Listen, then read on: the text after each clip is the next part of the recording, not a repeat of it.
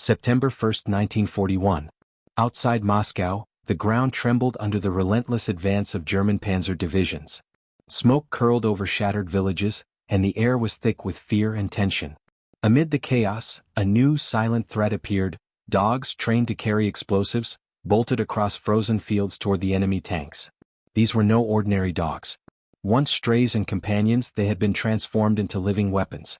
Soldiers hesitated, unsure if the approaching animals were friends or foes. Behind every bark and every sprint lay a gamble between survival and devastation. The Soviets called them anti-tank dogs, and their mission was as audacious as it was tragic. This is the dark truth of turning loyalty into a weapon of war.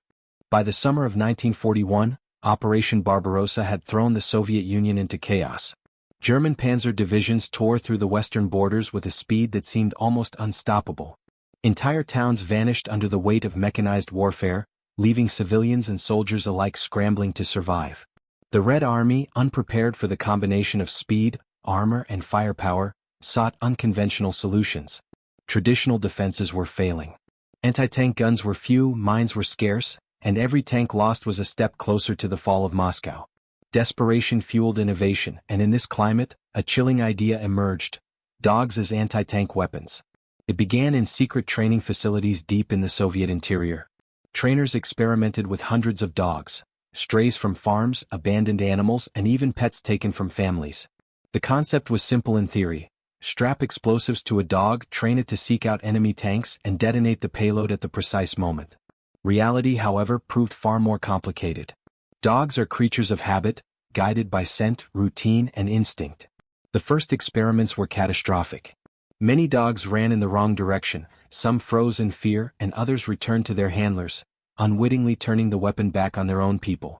Trainers were forced to rethink their methods, developing harsh conditioning regimens and mechanical cues to redirect the animal's natural tendencies. Inside these training compounds, life was grim. Trainers worked under the constant shadow of failure. Every day they faced the same impossible question: how to merge human intelligence with animal instinct in a war machine. Diaries and reports from the time reveal a mix of dedication, fear, and moral compromise. One officer noted that the dogs understood neither war nor loyalty in the human sense, only the routine we forced upon them. Despite the failures, Soviet command pressed forward. The idea was seductive: a cheap, mobile weapon that could halt the advance of tanks without risking a soldier's life. Propaganda framed it as a clever, patriotic measure, but the reality was far darker. Each dog represented a life, trained, conditioned, and ultimately sacrificed. Meanwhile, German tank crews had no idea what lurked in the snowy fields or abandoned roadsides. Soviet strategists exploited this ignorance, seeing the dogs not just as weapons but as psychological tools. Imagine the terror of a crew watching an animal barreling straight toward their machine, unsure whether it was fleeing or attacking, and knowing that one wrong move could mean instant destruction. The stakes were immense. Moscow's survival depended on innovation. Every failed experiment cost lives, and every success could mean the difference between holding the line and complete collapse. Soldiers in the field described the first encounters with anti-tank dogs as surreal, part horror, part disbelief. Some tried to shoot the animals before they reached the tanks, while others hesitated, unsure if firing at a dog was worth the risk. The broader context reveals the desperation that made this program possible. The Soviet Union was reeling from losses in the early weeks of Barbarossa. Communications were chaotic, supply lines shattered, and the front moved faster than reinforcements could arrive. In this environment, unconventional tactics weren't just encouraged, they were necessary. Yet the ethical dilemma was ever present. Reports indicate that some trainers struggled with the moral weight of their work. Dogs that once slept at the feet of families, that once chased sticks and wagged tails at children, were now instruments of calculated death. War had transformed loyalty into a weapon, and the cost was measured in both canine and human lives. This background sets the stage for the true story of the anti-tank dogs. Not just a military experiment, but a tale of desperation, ingenuity, and heartbreak. The line between survival and atrocity blurred with every sprinting animal, every detonated charge, and every battlefield encounter. What follows is a journey into those early deployments, the rising tension of first encounters, the mistakes that haunted commanders, and the astonishing moments when a dog actually fulfilled its grim mission. It is a story that forces us to confront the darkest intersections of war, loyalty, and survival. October 1941. The outskirts of Moscow were a frozen wasteland. Smoke from burning villages hung low, and the distant thunder of German tanks rolled across the icy fields. Soviet soldiers huddled in trenches, rifles ready, their breath fogging in the bitter air. Somewhere in the distance, a strange movement caught their attention. Dogs running purposefully across the battlefield. These were the anti-tank dogs. Small, strong, and heavily trained, each carried a pack of explosives strapped to its back. The soldiers had been briefed, but no amount of preparation could erase the shock of seeing an animal barreling straight at a 30-ton tank. Hearts pounded. Some fired prematurely, others hesitated, the tension stretching with every second. The first encounters were chaotic. Dogs trained to detect the heat and shadow of German tanks often faltered when faced with the noise and confusion of war. One soldier recalled a dog veering off course, running past the tanks and detonating harmlessly against a building. Another dog panicked at the roar of machine guns, sprinting back toward Soviet lines, leaving a trail of terror in its wake. Despite these failures, moments of grim success emerged. A dog would sometimes navigate the chaos perfectly, slipping under the treads of a German panzer and detonating the charge. The explosion was immediate and devastating, toppling the tank and scattering its crew. In those brief seconds, soldiers witnessed the terrifying effectiveness of this unusual weapon. The exhilaration was mixed with horror. Each victory came at the cost of a life, an innocent life turned into a tool of war. Field reports from commanders paint a picture of unpredictability.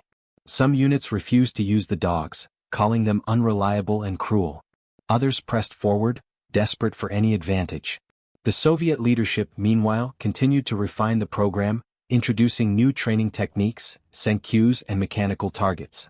The dogs were taught to associate the smell of gasoline and tank oil with food rewards, an unnatural conditioning meant to redirect their instincts toward destruction. Among the trainers was Sergei Pavlov, a man whose dedication to the program bordered on obsession. Pavlov spent long nights observing the dogs, noting every hesitation, every misstep. He developed specialized courses that mimicked battlefield conditions: mock tanks, loud explosions, and sudden smoke clouds. The aim was to force the dogs to react instinctively to enemy armor. Pavlov's notes, preserved in archives, reveal a mixture of pride and guilt.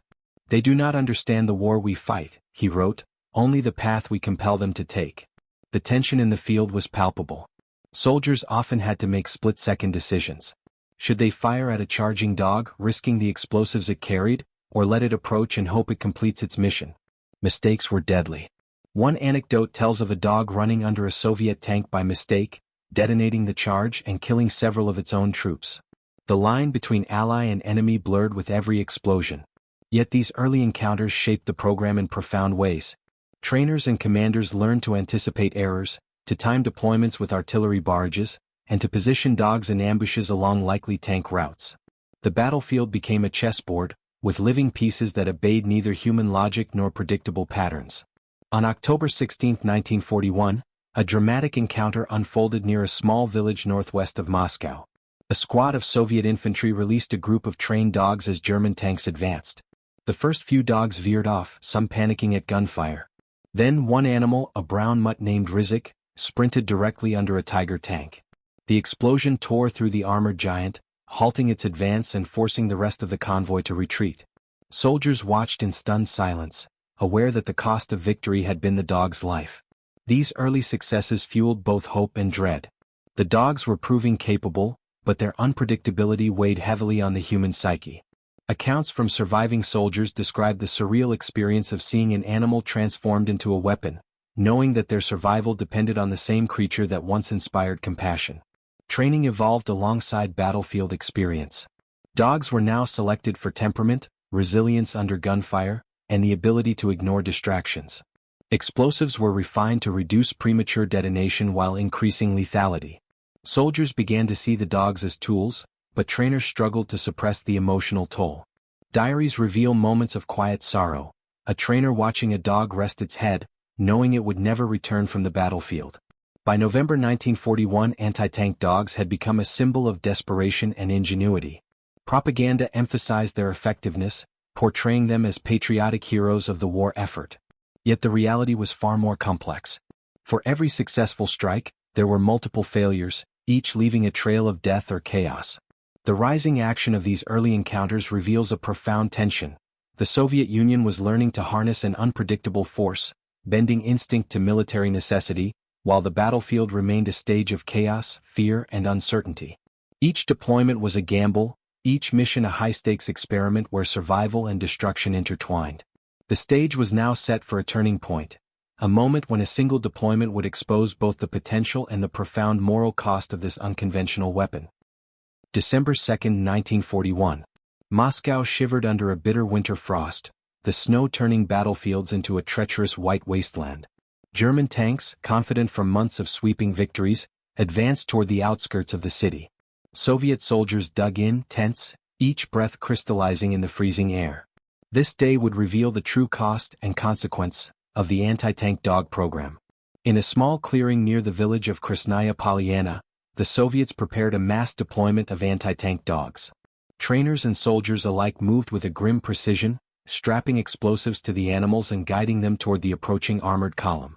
The dogs, sensing the unusual activity, strained against their harnesses, ears alert, bodies tense. The first few releases unfolded as before, chaotic, unpredictable. Some dogs panicked at the roar of engines. Others hesitated, sniffing the air, disoriented by the foreign scents and shouts. But then, something unexpected happened. A group of dogs broke formation, scattering in all directions.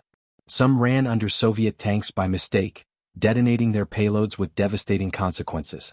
Others veered wildly across the snow, disappearing into nearby forests, leaving soldiers uncertain whether they had survived or perished. Commanders realized that their living bombs were no longer entirely under control. The illusion of precision had shattered. Yet in the chaos, one dog, a wiry brown mutt named Rizik, found its mark. He sprinted past snowdrifts and frozen craters, eyes locked on a German panzer, and detonated the charge with surgical destruction. The tank erupted in fire and twisted metal, halting the advance and forcing surrounding enemy vehicles into disarray. Soldiers froze, witnessing the deadly combination of instinct and training. The event was both triumph and catastrophe. Soviet command saw the strategic potential, but the human cost was undeniable. Several dogs had been killed by friendly fire. Some soldiers were injured by misfired explosives.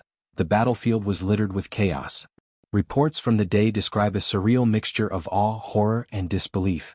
One officer wrote, "We have unleashed a weapon that obeys neither loyalty nor logic. Today we witnessed both salvation and tragedy in the same instant." The revelation was clear. Anti-tank dogs were unpredictable. They could achieve miraculous results, but their success was entwined with risk to both soldiers and civilians. The turning point forced commanders to reassess their approach. Deployment strategies shifted from mass releases to more controlled ambushes, emphasizing careful timing and coordination with artillery barrages. Trainers like Sergei Pavlov understood the broader implications. Every successful strike demonstrated the tactical potential, but it also exposed the moral abyss at the heart of the program. Pavlov's notes from the winter of 1941 reveal his inner conflict. "We have created heroes that do not know what heroism is. They act, we interpret, but the cost is theirs alone." Even in victory, the human toll was raw. Soldiers reported mixed feelings: exhilaration at destroying enemy tanks, guilt at witnessing the animals suffering, and fear of what further experiments might demand. Each dog carried with it a story of loyalty turned weaponized, a story no one could ignore. The turning point was compounded by a cruel irony. German troops, initially bewildered, began to recognize the pattern. Some tanks slowed or fired preemptively at anything approaching: a dog, a civilian, even a snowdrift. The psychological effect was immediate. Fear, confusion, and hesitation slowed the advance, yet it also highlighted the inherent limitations of relying on living weapons. In the following weeks, the revelation spread. Anti-tank dogs could no longer be seen purely as a tool. They were a double-edged weapon. Their potential effectiveness was inseparable from their unpredictability and the moral weight carried by those who trained and deployed them. Reports emphasized that the cost of failure was catastrophic, yet abandoning the program entirely was considered unthinkable given the stakes of Moscow's defense. This moment of revelation marked a shift in both strategy and perception. The Soviet command realized that success depended not on mass production of canine weapons, but on careful, disciplined, and emotionally taxing training. Every decision required balancing tactical gain with ethical and human consequences. The anti-tank dogs were no longer simply a novelty, they were a profound experiment in desperation, survival, and the limits of human control over nature. The battlefield became a theater of suspense, where every approach, every sprinting animal, and every detonation carried immediate consequences. Soldiers and trainers alike learned that the war was not just about firepower or numbers, it was about mastering unpredictability, embracing risk, and confronting the darkness required to survive. By the end of December 1941, the anti-tank dog program had evolved into something far more sophisticated and chilling than anyone had anticipated. The turning point revealed both the possibility of miraculous tactical victories and the moral and operational chaos that accompanied them. The stage was set for the most intense phase of their use, the climax of desperation, ingenuity, and catastrophe, where the thin line between salvation and tragedy would be tested on the frozen fields outside Moscow. December 5, 1941. The outskirts of Moscow were a frozen tableau of fire, smoke, and shattered earth.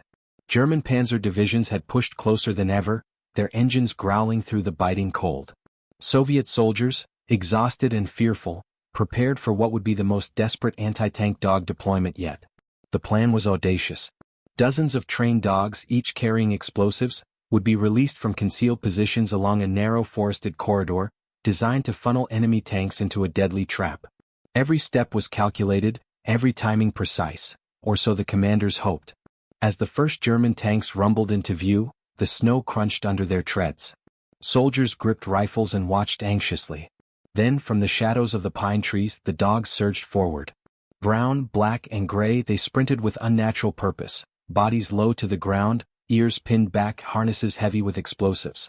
Chaos erupted immediately. Some dogs froze, startled by the blast of artillery. Others veered sideways, triggering explosions too early, sending snow, shrapnel, and twisted metal into Soviet lines. Screams mingled with bark and thunder, and soldiers ducked for cover, unsure which threat was deadlier, the advancing tanks or their own weaponized animals.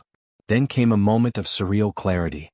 Rizik, the wiry brown mutt who had already become a legend among the trainers, charged straight for the lead Tiger tank. With precise timing, he detonated his explosive, engulfing the vehicle in a towering inferno. The roar of metal twisting and fire-consuming armor echoed across the forest. German tanks behind him swerved in panic, crushing snowbanks, spinning out of formation. For a brief, shocking moment, the Soviets saw hope. The dogs were working. The tactic, harsh, morally troubling, yet brilliantly effective, had the potential to stall the German advance. But the battlefield's mercy was limited. Another dog, spooked by gunfire, ran under a Soviet T-34 tank, detonating its payload and killing several of its own troops. Commanders shouted, rifles barked, and chaos reigned. The psychological toll was immense. Soldiers reported paralyzing fear, not just of the enemy but of the dogs themselves. Each approach carried a haunting question. Would the animal strike friend or foe? The line between loyalty and destruction blurred with every sprint, every bark, and every explosion. The climax reached its peak when German engineers, realizing the pattern, attempted to neutralize the dogs. Flames, whistling bullets, and armored obstacles confronted the animals, yet some pressed forward relentlessly. Rizik's companion, a small black mutt, zigzagged through the chaos, slipping past destroyed vehicles and detonating near a second Tiger, halting another column. The combination of dog and human coordination created a terrifying ballet of destruction, yet the price was staggering. Amid the explosions and fire, the human cost became painfully clear. Medics worked frantically, pulling wounded soldiers from frozen craters. Commanders counted losses while recording which animals had survived or perished. By nightfall, the forested corridor was a surreal scene. Burning tanks, frozen snow stained with smoke and blood, and the remnants of the dog's mission scattered across the field. The climax of the anti-tank dog program illustrated a paradox. The tactic could produce incredible battlefield victories, but it exacted a toll on both man and animal. Soldiers felt relief, awe, and guilt all at once. Trainers who had spent months preparing these animals mourned their loss, understanding that each success was inseparable from tragedy. In the aftermath, German troops described encounters with the dogs as unlike any weapon we had faced. The fear induced by these living bombs slowed advances, disrupted formations, and forced tank crews to second-guess every movement. For the Soviets, this psychological edge was as important as the physical destruction, yet it came at a horrifying moral cost. The climax also revealed the limitations of using animals in war. Dogs could be trained, but they could not reason, strategize, or understand consequences. Even the most disciplined animal could panic, misfire, or perish prematurely. Every deployment was a gamble, and the battlefield demanded constant adaptation. By the end of the battle, Soviet forces had achieved tactical victories, stalling key panzer advances and protecting strategic positions outside Moscow. But the true cost remained etched in the minds of all who had witnessed it. Dozens of dogs sacrificed, multiple friendly casualties, and the haunting awareness that war had transformed companions into instruments of death. This peak conflict cemented the anti-tank dog program's place in history. It was a story of desperation, innovation, and moral ambiguity, a brutal reminder of the extremes nations would pursue in the name of survival. The triumphs were real, the losses undeniable, and the lessons profound. In war, even the smallest paw could tip the scales, but never without consequence. By the winter of 1942, the anti-tank dog program had reached its grim conclusion. The Red Army had slowed the German advance on Moscow, in no small part due to these living explosives. Tanks had been destroyed, enemy morale shaken, and strategic positions secured. Yet victory came at a heavy cost. Hundreds of dogs had perished in training or in combat. Soldiers carried the memory of each explosion, each moment when loyalty was weaponized. Reports from the front were mixed. Some officers praised the tactical ingenuity, citing specific ambushes where dogs had destroyed multiple panzers. Others condemned the unpredictability, recounting instances where animals ran under Soviet tanks or froze in terror, leaving both humans and themselves exposed to death. The program's operational lessons were clear. Anti-tank dogs could achieve stunning tactical results, but their reliability was limited. Conditions had to be controlled meticulously. Open battlefields, confusing terrain, or unexpected gunfire often led to failure. Even with training, animals could not fully comprehend their mission. They acted on instinct, conditioned behavior, and the unnatural cues forced upon them. Despite these limitations, the psychological impact was undeniable. German tank crews recounted fear of any movement approaching their machines. The anxiety of encountering a dog charging across snow became a subtle yet powerful defensive advantage. In some cases, enemy advances slowed, giving Soviet artillery and infantry time to regroup and strike. Historians today note that the anti-tank dog program reflects both the desperation and ingenuity of the Soviet war effort. Facing a technologically superior and highly mobile enemy, Soviet commanders were willing to experiment with extreme methods. It was a calculated risk, balancing human life, mechanical loss, and ethical boundaries, against the potential of halting Germany's advance. The resolution also extends to the trainers themselves. Men like Sergei Pavlov, who had spent months preparing animals for missions that they could never fully understand, carried lasting trauma. Diaries reveal conflicting emotions: pride in moments of tactical success, sorrow for the animals lost, and lingering guilt for participating in what some considered a moral transgression. For the dogs, the outcome was tragic. Each successful mission meant the death of a loyal companion. Their lives were measured in seconds of explosive impact, yet their presence altered the course of battles in small but significant ways.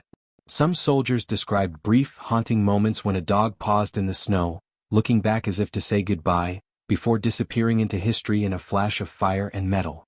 Strategically, the anti-tank dog program was eventually phased out.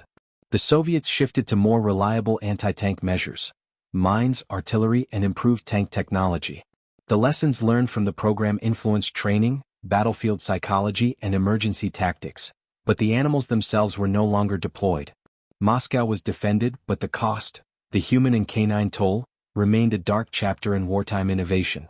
The resolution leaves a dual legacy: pragmatic success intertwined with ethical ambiguity. Anti-tank dogs demonstrated the extremes to which desperation can push nations in times of war, and they serve as a haunting reminder of the blurred lines between ingenuity and cruelty. In the end, the frozen fields outside Moscow became silent witnesses. Burned tanks lay half-buried in snow, and memories of barking, running, and explosions lingered in the minds of survivors. History recorded the outcomes: the victories, the failures, the lives lost, but it could not fully capture the emotional weight carried by those who had seen loyalty turned into a weapon. The dark truth was clear. In war, even the most innocent can be transformed into a force of destruction, and the cost of survival is often measured in lives that cannot be replaced. The snow has long melted from the battlefields outside Moscow, but the echoes of 1941 remain. The roar of German tanks has faded into history, yet the image of dogs racing across frozen fields, each carrying a payload of death, lingers in memory. They were neither heroes nor villains, only living creatures caught in the machinery of war. For the Soviet soldiers and trainers, the anti-tank dogs were a symbol of both ingenuity and despair. They demonstrated what desperation could produce, a weapon that defied expectation, a gamble that sometimes turned the tide. Yet every success was inseparable from tragedy. The program forced men to confront questions they were ill-equipped to answer. How far could they go to survive, and what price was too high? Today, Rizik and his companions exist only in stories, reports, and archival photographs. Their actions delayed a mechanized onslaught, giving human lives a chance to endure. But those victories came at the cost of innocence, loyalty, and life itself. The dark truth is undeniable. In war, even creatures of compassion can become instruments of destruction, and the morality of survival is never simple. As historians revisit these events, the anti-tank dogs serve as a haunting reminder that innovation in war is inseparable from human suffering. They embody the tension between necessity and conscience, between hope and horror. And they challenge us to remember that the cost of victory is often counted not only in soldiers but in the lives of those who cannot speak, cannot reason, cannot choose. The frozen fields are quiet now. No barking, no thundering engines, only the whispers of history. And yet, for those who know the story, the lessons remain vivid. Desperation breeds innovation, courage and cruelty can coexist, and even the smallest life can wield unimaginable power, if only for a fleeting moment. In the end, the anti-tank dogs were more than weapons. They were symbols of war itself, relentless, unpredictable, and hauntingly human in the choices it forces upon us. And as the snow drifts over those battlefields, one cannot help but wonder, what is the true cost of survival when loyalty is weaponized?